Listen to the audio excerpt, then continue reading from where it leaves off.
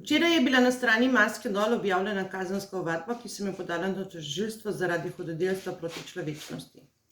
Če kdo želi, si lahko to kazensko ovadbo sprinta, jo podpiše in jo pošlje na tožilstvo. Seveda morate spremeniti v glavi svoje podatke in od spodaj dodati svoj podpis. Vsi, ki želite dobiti to ovadbo v Wordovem dokumentu, napišite na mail anica.bidar@gmail.com in vam bomo dali dokument v Wordu in boste potem lahko samo spremenili svoje podatke. Seveda lahko dodate tudi še kakšen obremenilen dokaz, to ni noben problem, ker dodaste linke ali pa pač napišete, kaj smatrate, da je še pomembno in to dodate in to je to.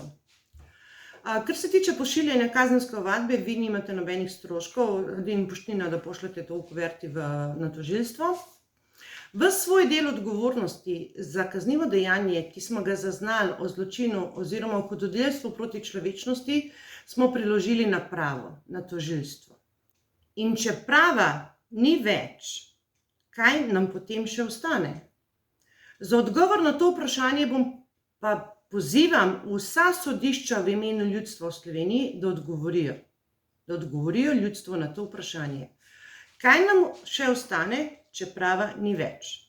Ker smo pa razkrili v bistvu vse prevare, vsa zavajanja, vse laži o COVID-19, v bistvu so že razkrita na družabnih omrežjih, ljudje se o tem veliko pogovarjajo. In kaj zdaj prihaja? Zdaj že prihaja tisti njihov tretji val, ki je še hujši in ki se še hitrejše nalezljiv in tako naprej. Seveda so pa tudi povedali, da bo tudi za ta novi virus, ki prihaja oziroma ki je že prišel, da bo pa primerno isto cepivo. In od kje prihaja ta novi virus? Ta novi virus prihaja iz Anglije. Zakaj sem to poudarila? Zato, ker se je v Angliji v bistvu najprej začelo cepljenje proti COVID-19. Dajmo vsi pozivati odgovorne, ki odločajo, ki pravijo, da je cepivo varno, da nima stranskih učinkov, ki podpirajo, da se uvede to cepljenje proti COVID-19, ki o tem govorijo v medijih, ki so določili oziroma rekli, da bo v Sloveniji se cepili ljudi s tem cepivom. Dajmo jih vsi pozivati, vsi jih pozivajte, pišite jim, kličite jih, javno jih sprašujte, kjerkoli imate možnost, zahtevajte od njih, da vsi podpišejo kazensko, materialno, osebno odgovornost. Zato, da prevzamejo odgovornost za vse možne posledice, ki bi lahko nastale zaradi tega cepiva. Še enkrat poudarjam, pozivajte jih, naj prevzamejo osebno materialno odgovornost za kakršnekoli posledice, ki jih lahko kdorkoli ima zaradi tega cepiva, s katerim nas želijo cepiti. In to pozivajte Janeza Janšo, tudi bivšega ministra Gantarja, ker je podprl to cepivo. Potem gospa Bejovićeva, vse te glavne zdravnike iz kriznega štaba, tudi medije, novinarje, ki vam prek medijev govorijo, da je cepivo varno. Tudi njih pozivajte, naj podpišejo osebno materialno odgovornost za to, da to propagirajo med ljudmi. Pa da ne pozabam, dr. Borut Štrukelj, potem dr. Ihan in vsi ostali, ker zdaj so vseh imen ne spomnim, ampak vse pozivajte, naj podpišejo to izjavo in naj jo javno preberejo na televiziji. Potem naj pa oni propagirajo cepivo dokazano prevarantske firme. Jaz sem sicer prepričana, da ne bo niti enega podpisa od teh ljudi. In torej potem kje smo? Potem smo pri prevari, pri zavajanju. Oni se ves čas sklicujejo na Evropsko agencijo za zdravila EMA in na WHO. Ampak kdo pa so to? Koga tukaj lahko zagrabimo za vrat? Dobesedno, če bo kaj narobe.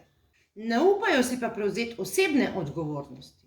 Ker pri nas je tako, vsi propagirajo, da je nekaj varno, ko je pa treba prevzeti odgovornost in posledice potem se pa vsi poskrijejo in noben nič ni vedel in noben nič ni kriv. Ker v vednost tok, proizvajalec ne odgovarja za stranske učinke pri cepivu.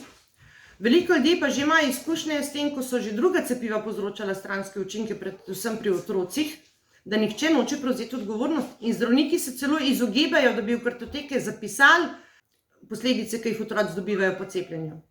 V glavnem tako, da skrajšam. Tisti, ki želi podati kazensko ovadbo, naj mi piše na mail, bom poslala osnutek v Wordu. Mislim, da je cajt, da zasujemo tožilstvo, ker te ignorance je pa res počasi že dovolj. Istočasno pa, glede na to, da imamo mi javno televizijo, ki jo mi vsi plačujemo in je odgovorna in zadolžena za to, da obvešča ljudi, kaj se dogaja v državi, mislim, da bi bilo čas, da tudi vsi zasujemo RTV s telefonskimi klici, s pozivi, z maili, zakaj oni ne obveščajo javnosti. Zakaj, na primer, oni ne smejo oziroma ne poročajo o tem, da je bila vložena, podana kazenska ovadba zaradi hudodelstva proti človečnosti? Še bolj pa to, zakaj ne dovolijo na televiziji soočenja mnenj strokovnjakov? V glavnem, zasujmo jih s telefonskimi klici, z maili, da ne bojo mogli funkcionirati, dokler ne bojo začeli poročati dejanskega stanja, toliko časa, dokler se ne bojo začeli iti raziskovalno novinarstvo. Na družabnih omrežjih, na YouTube, na vseh kanalih, povsod po svetu je ogromno strokovnjakov, znanstvenikov, ki opozarjajo na vse to, kar prihaja zaradi tega cepiva in zaradi vseh ostalih stvari, kako se manipulira ljudi, kako se zasužnjuje ljudi in mislim, toliko je tega, kje so raziskovalni novinarji. Treba bo pritisniti tudi na medije. Seveda bi bilo treba pritiskati tudi na zasebne medije, na privatne, ampak v prvi vrsti na javni medij, ki ga mi moramo plačevati. Pa na Facebooku objavite, na katere številke kličete, na katere maile pišete, da bojo te podatke dobili še drugi ljudje, ker zavedati se moramo eno stvar. Samo v ljudeh je moč. En človek ne more narediti vsega. 3 lahko že porinejo avto, ki crkne pa nožge. 10 ljudi ta avto že lahko dvigne. Kaj lahko naredi 100 ljudi? Kaj lahko naredi 1000 ljudi? Predstavljajte si, kaj nas lahko naredi 100 ali pa 200 000. To je to.